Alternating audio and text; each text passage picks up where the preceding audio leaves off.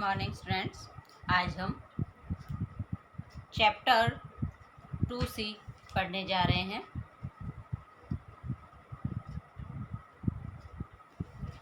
इसके अंतर्गत स्वयं को समझना, यानी पिछले सेकंड चैप्टर में हमने 2 and B, ठीक है, 2 के बारे में हमने अध्ययन किया। आज हम 2C के बारे में पढ़ने जा रहे हैं। देखिए 2C भी उसी से रिलेटेड है।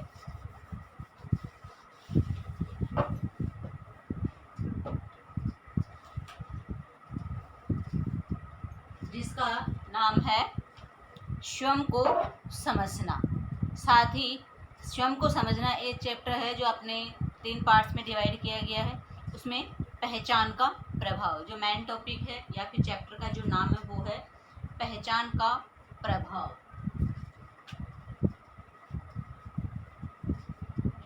पहचान का प्रभाव, ठीक है। अब पहचान का प्रभाव हमारे ऊपर किस प्रकार से पड़ता है, यानी हम अपनी स्वयं की पहचान कैसे बनाते हैं, इसके आधार पर हम अपनी स्वयं की पहचान करते हैं। इसके अंतर्गत हम भूमिका को समझेंगे कि इसकी भूमिका क्या है। आइए इसकी सबसे पहले हम क्या जानेंगे, इसकी भूमिका कि स्वयं का जो बोध हम करते हैं वो क्या है, इसकी क्या प्रस्तावना है या इसकी क्या भूमिका है। पिछले खंड 2B में हमने जीवन की विभिन्न अवस्थाओं के दौरान स्वयं की विशेषताओं के विषय में अध्ययन किया था, लेकिन हम स्वयं की भावना कैसे विकसित करते हैं और किसी व्यक्ति की पहचान के विकास को कौन कौन सी स्थितियां प्रभावित करती है।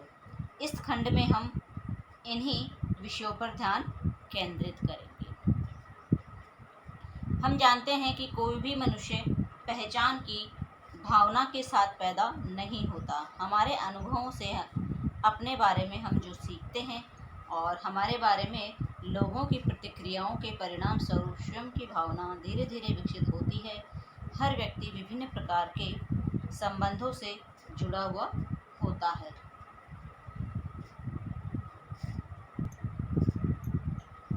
ओके, तो अब हम पहले इसकी भूमिका के बारे में समझ लेते हैं कि इसकी भूमिका क्या है। देखिए, हम जानते हैं कि कोई भी मनुष्य पहचान की भावना के साथ पैदा नहीं होता है।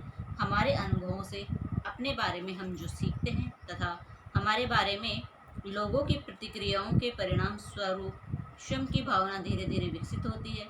हर व्यक्ति विभिन्न प्रकार के संबंधों से जुड़ा हुआ होता है, जैसे कि परिवार, स्कूल, कार्यस्थल और समुदाय इत्यादि में उसके विभिन्न लोगों के साथ संबंध होते हैं। अपने आसपास के लोगों के साथ बातचीत एवं व्यवहार के परिणाम स्वरूप तथा व्यक्ति द्वारा किए गए कार्यों के आधार पर व्यक्ति में स्वबोध का विकास होता है।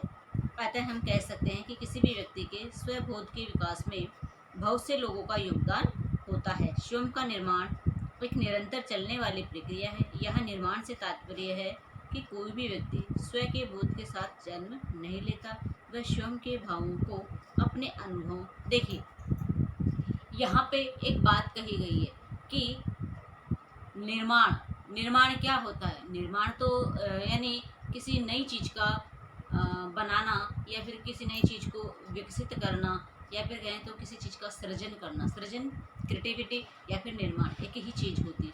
तो ठीक वैसे जैसे हम किसी चीज़ का निर्माण करते हैं, ठीक वैसे ही हम स्वयं की अपनी एक पहचान बनाते हैं। तो वो होती है हमारा निर्माण, कि हमने अपने स्वयं की पहचान कैसे बनाई या फिर किस आधार पर हम अपनी पहचान बनाते हैं। और पहचान तो बना ही लेते हैं, हर कोई अपनी पहचान बना लेते हैं। पहचान अच्छी भी हो सकती है, बुरी भी हो सकती है, सकारात्मक और नकारात्मक दोनों हो सकती है। बट हमारी पहचान ऐसी हो कि जिससे हमें दुनिया जाने, हम कुछ ऐसा अच्छा कार्य करें जो हमारे लिए ज़रूरी हो, अच्छा हो, जो हमें युगों युगों तक सब हमें याद करें। तो हमारी पहचान कैसी होनी चाहिए, अच्छी होनी चाहिए। यानी किसी भी चीज़ का निर्माण हम करें तो वो हमारे लिए अच्छा होना चाहिए। फिर है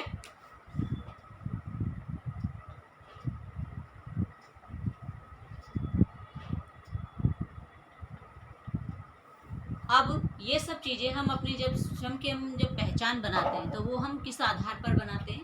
हम स्वयं के आधार पर बनाते हैं, स्वयं के विचारों से बनाते हैं, स्वयं की कल्पना से बनाते हैं और हमारी जो पहचान है वो अच्छी ही होनी चाहिए। इसमें हमारे स्वयं के अनुभव और हमारे संबंध ही होते हैं। फिर है, जैसे जैसे व्यक्ति का विकास होता है वैसे वैसे उसके स्वबोध का भी विकास होता है। भाई जैसे जैसे एक देखो, विकास हमारा कई प्रकार से होता है, शारीरिक, मानसिक, सामाजिक, 3 प्रकार का विकास होता है। विकास हमारा कितने प्रकार का माना गया है? देखिए, ये भूमिका के अंदर ही हम पढ़ रहे हैं। विकास हमारा शारीरिक भी होता है, मानसिक भी होता है और सामाजिक। ऐसे तो बहुत सारे होते हैं, सामाजिक, सांस्कृतिक, कई प्रकार के हमारा विकास होता है। तो अब ये जब विकास, तो ये तीनों विकास तो हो ही रहे हैं, साथ में इनमें भी हम सकारात्मक प्रभाव अपना छोड़ते हैं। शरीर का विकास सबका होता है, मानसिक यानी जैसे जैसे हमारी आयु बढ़ती जाती है, मेच्योरिटी हम में आती जाती है, मानसिक विकास हमारा वैसे होता है। जैसे जैसे हमारी उम्र बढ़ती है हमारे शरीर का भी विकास होता है। फिर है सामाजिक विकास। जैसे हम थोड़े बड़े होते हैं तो हमारे हाव भाव, हमारे बोलचाल, बोलने का ढंग, हमारे समाज में प्रतिष्ठा कैसी है, ये सारे विकास हमारे इसी के अंतर्गत आते हैं। तो ये तो थी एक स्वबोध की एक पहचान बनाना, स्वयं को कैसे हम विकसित कर सकते हैं, स्वयं का निर्माण कैसे कर सकते हैं, स्वयं की पहचान हम कैसे कर सकते हैं। अपने स्वयं के संबंधों के आधार पर और स्वयं के अनुभवों के आधार पर हम अपनी पहचान बनाते हैं। फिर है प्रारंभिक वर्षों के दौरान स्वयं का विकास। स्टार्टिंग में देखिए, फिर है हमारा अगला, भूमिका जब हमारी खत्म हो जाती है। भूमिका हमने 3 रूपों में जानी, सामाजिक, आर्थिक और सामाजिक, मानसिक और सामाजिक। फिर है हमारी प्रारंभिक वर्षों के दौरान स्वयं का विकास।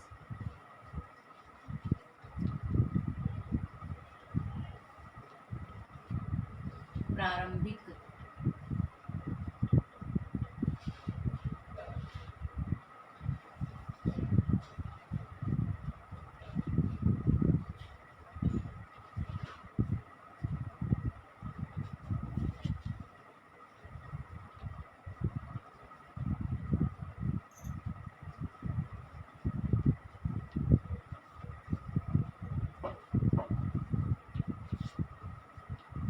प्रारंभिक वर्षों के दौरान हमारा स्वयं का विकास। अब देखिए, स्टार्टिंग में हमारा हम स्वयं का विकास कैसे करते हैं, आइए समझने की कोशिश करते हैं इसे। फर्स्ट, इसमें भी पॉइंट फर्स्ट, स्वयं को हम किन किन आधारों पर पहचानेंगे। देखिए, व्यक्तिगत पहचान को पहचानना। किसको पहचानना? व्यक्तिगत पहचान को पहचानना।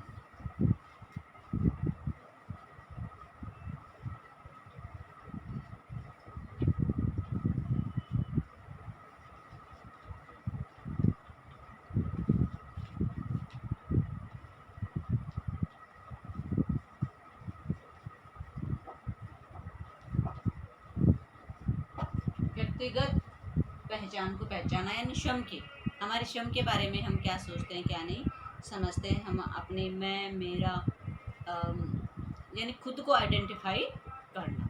किसको आइडेंटिफाई करना? स्वयं को। यह होता है हमारा व्यक्तिगत पहचान को पहचानना, कि मैं क्या हूँ, क्या नहीं हूँ, समाज में मेरी क्या मान है, क्या सम्मान है, क्या प्रतिष्ठा है। ये सारी चीज़ें, जैसे मैं, अहम शब्द जब हम में आता है तो वो हमारी व्यक्तिगत, हमारी पर्सनली पहचान। अब देखिए, शुरुआती दिनों में माता पिता अपने बच्चों को अलग अलग परिस्थितियों में अलग अलग नाम से बुलाते हैं, जैसे कि नानू, गुड्डू, सोना इत्यादि। देखिए, जब हम बालक होते हैं, प्रारंभिक अवस्था यानी प्रारंभिक अवस्था में हम बालक जब होते हैं तो सब लोग हमें कई नामों से पुकारते हैं, कई आधारों पर हमें पुकारते हैं, जैसे शानू, गुड्डा, मेरे नानू यानी छोटे बच्चे को हम कई नामों से पुकारते हैं। फिर है धीरे धीरे बच्चा स्वयं से जुड़े नामों को खुद के साथ जोड़ना शुरू कर देता है। फिर जैसे ही हम बालक का नाम लेते हैं, बालक को लगता है कि अरे ये इस नाम से तो मुझे ही पुकारा जाता है। तो जैसे हमने उस बालक को उसी नाम से हम पुकारते हैं, और अब जब हम उसे कहते हैं तो वो क्या करता है, वो स्वयं की पहचान बना लेता है कि अरे वाह, इस नाम से तो सिर्फ मुझे ही बुलाया जाता है। तो जब भी कोई भी काम होता है या उसके कानों में यह शब्द गूंजता है जिस नाम से उसे सब लोग बुलाते हैं, तो वह अपनी पहचान बना लेता है कि यह जो शब्द बोला जा रहा है वो मेरे लिए ही बोला जा रहा है, इस नाम से मुझे ही पुकारा जाता है। यानी क्या हो गई, वो उसकी स्वयं की एक व्यक्तिगत पर्सनल पहचान है। इसके अलावा माता पिता और परिवार के अन्य सदस्य अक्सर दर्पण में या तस्वीरों में बच्चे को देखकर उसी नाम से इंगित करते हैं। जैसे जैसे शिशु बोलना सीखता है, वह मैं और मेरा शब्द जैसे शब्दों का संबोधन करना शुरू कर देता है। फिर धीरे धीरे यह समझने लगता है कि तुम और तुम्हारे जैसे शब्दों का किसी अन्य व्यक्ति के लिए किया जाता है। यानी वो दो शब्दों में फ़र्क करना सीख जाता है। अब वो दो शब्द कौन कौन से होते हैं? वो दो शब्द होते हैं, एक तो मैं शब्द वो स्वयं के लिए यूज़ करता है, और दूसरा होता है तुम या तुम्हारा या तेरा, यानी वो शब्द किसके लिए हुआ, यानी किसी और के लिए, अन्य के लिए। तो दो शब्द वो प्रारंभिक अवस्था में सीख जाते हैं। बच्चे के साथ खेलते समय माता पिता बच्चे के शरीर के विभिन्न अंगों की ओर इशारा करते हैं और उसके नाम का उच्चारण करते हैं। फिर वह केवल उच्चारण कर बच्चे को वही अंग चिन्हित करने के लिए कहते हैं। ऐसा नियमित रूप से करने से बच्चा कुछ ही समय में अपने शरीर के विभिन्न अंगों को पहचानने लगता है। फिर धीरे धीरे हम क्या कहते हैं, बच्चे को कोई भी चीज़ सिखाते हैं, ये क्या है, हेड। फिर हम कहते हैं ये क्या है, फॉरहेड। ये क्या है, नोज। यह क्या है, लिप्स। ये क्या है, चिक। ये क्या है, हैंड। और ये जो हेयर्स हमारे बाल होते हैं, ये क्या है। तो वो अलग अलग चीज़ों को बताता है, क्योंकि हम उसे सिखाते हैं। धीरे धीरे हम उन चीज़ों का ज्ञान जब बालक को देते हैं तो वो पूर्ण रूप से इन चीज़ों को सीख जाता है। और वो अब धीरे धीरे मैं और मेरा के साथ बाद में धीरे धीरे वो स्वयं के पर्टिकुलर पॉइंट्स किसमें दिया हुआ है, व्यक्तिगत पहचान यानी स्वयं के बारे में ही वो पहचान कर पाता है कि मुझे किस नाम से पुकारा जाता है। और मेरी जो शारीरिक संरचना है, शारीरिक संरचना में हाथ किसे कहते हैं, पाँव किसे कहते हैं, मुंह किसे कहते हैं, जीभ किसे कहते हैं, आदि आदि, तेज किसे कहते हैं, इन सब चीज़ों की जानकारी उसे हो जाती है, वो पहचानने लगता है। फिर है स्वयं और बाहरी पर्यावरण के बीच अंतर करना। फिर बालक क्या करता है, यानी स्वयं का पर्यावरण यानी घर का और बाहर का, जहाँ पे वो आस पड़ोस में खेलने जाता है, उस पर्यावरण के बीच में भी संबंध स्थापित करने लगता है, उसमें तुलना करने लगता है कि मेरे घर में ऐसा होता है और उसके घर में ऐसा होता है। तो ये सारी चीज़ें हमारे सामने बहुत सी चीज़ें बताती हैं। देखिए, शिशुओं को धीरे धीरे यह एहसास होने लगता है कि उसके कार्यों का पर्यावरण पर प्रभाव पड़ता है। उदाहरण के लिए, जब बच्चा किसी खिलौने को छूता है तो खिलौना अपनी जगह से हिल जाता है।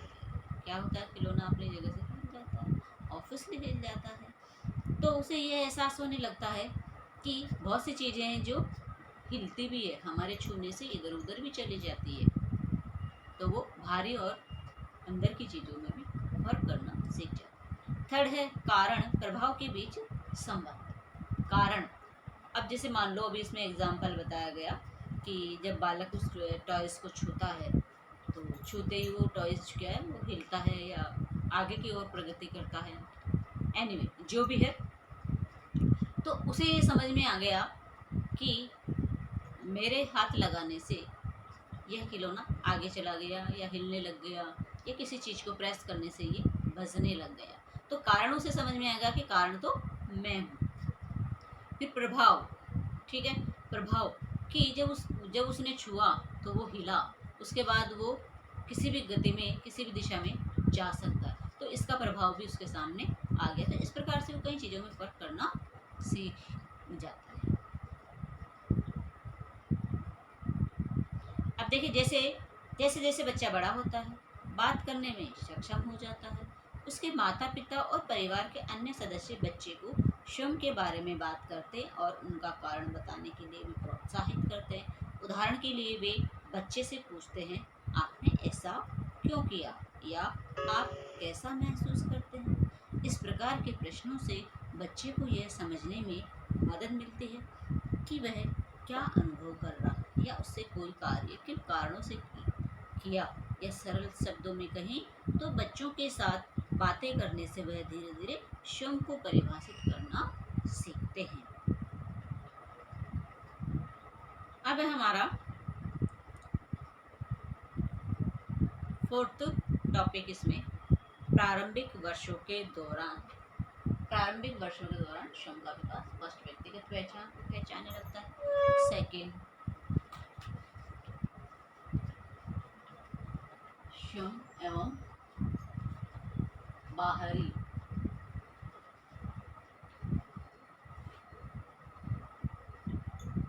पर्यावरण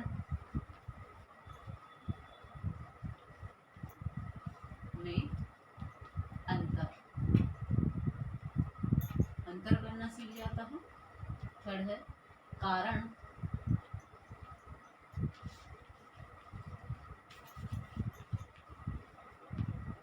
एवं प्रभाव का ज्ञान होने लगता है। फिर है फोर्थ नंबर का पॉइंट कुछ ज़्यादा लंबा है, तो हम इसको शॉर्ट में बता देते हैं।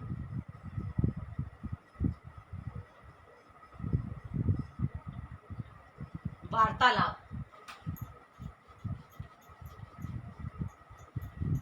यानी अब बच्चा क्या करने लगता है, वार्तालाप करना सीख जाता है अपने परिवार के सदस्यों के साथ, बाहर के सदस्यों के साथ। देखिए किस प्रकार से करता है वो वार्तालाप। बच्चे के आसपास के लोग और वस्तुएं उसे उसकी क्षमताओं के विषय में बोध कराने में सहायता प्रदान करते हैं। आसपास के लोग बच्चे को उसके व्यवहार और क्षमताओं के बारे में प्रतिक्रिया देते हैं। उदाहरण के लिए एक 6 साल का बच्चा जब अपने भोजन के बाद भोजन क्षेत्र को साफ करने में सहायता करता है तो उसके माता पिता उसे यह कहकर के प्रोत्साहित करते हैं कि यह अच्छी आदत है या आप अच्छे बच्चे हैं। इस प्रकार का प्रोत्साहन बच्चे के स्वयं के बारे में विचारों में जुड़ता चला जाता है और धीरे धीरे बच्चा अपने देखभाल करने वालों और अन्य लोगों के साथ मौखिक तथा सामाजिक वार्ता के माध्यम से आत्म और पहचान की भावना को निर्मित और धीरे धीरे विकसित करता जाता है। किस प्रकार से करता है, देखिए ये लास्ट पॉइंट है। लास्ट पॉइंट हम एक बार में समझ लेते हैं। जैसे कि पेरेंट्स खाना खाते हैं, खाना खाने के बाद वहाँ से सफाई करते हैं। अब बच्चा धीरे धीरे उनकी इन चीज़ों को सीख रहा है, यानी उसे सिखाया जाता है, सीखता नहीं है, उसे सिखाया जाता है कि बेटा हमने यहाँ पे खाना खाया है, इस जगह को साफ कर देते हैं ताकि किसी प्रकार की गंदगी ना फैले, जर्म्स ना आए, और स्वच्छताएँ हमारे घर में रखनी बहुत ज़रूरी होती है। धीरे धीरे वह बालक वहाँ से सफाई करना शुरू कर देता है जहाँ पे वो गंदगी फैलाता है। तो कई बार आपने देखा होगा छोटा बच्चा जब माँ को देखता है सफाई घर में झाड़ू पोछा करते हुए तो वो खुद भी झाड़ू लेके झाड़ू लगाना शुरू कर देता है, पोछा लिया पोछा लगाना शुरू कर देता है और थोड़ा सा माँ के साथ साथ बर्तन भी धोना शुरू कर देता है। तो वो सब चीज़ें उसने कहाँ से सीखी, अपने पेरेंट्स से सीखी। तो जब बच्चा ये कार्य करता है, कोई अच्छा कार्य कर रहा है, तो हम क्या बोलते हैं उसे, वाह शाबाश वेरी गुड। तो बच्चा को हमने क्या किया, प्रोत्साहित किया इस कार्य के लिए। यदि कोई गलत कार्य करता है तो हमें उसे बीच में ही टोक देना चाहिए।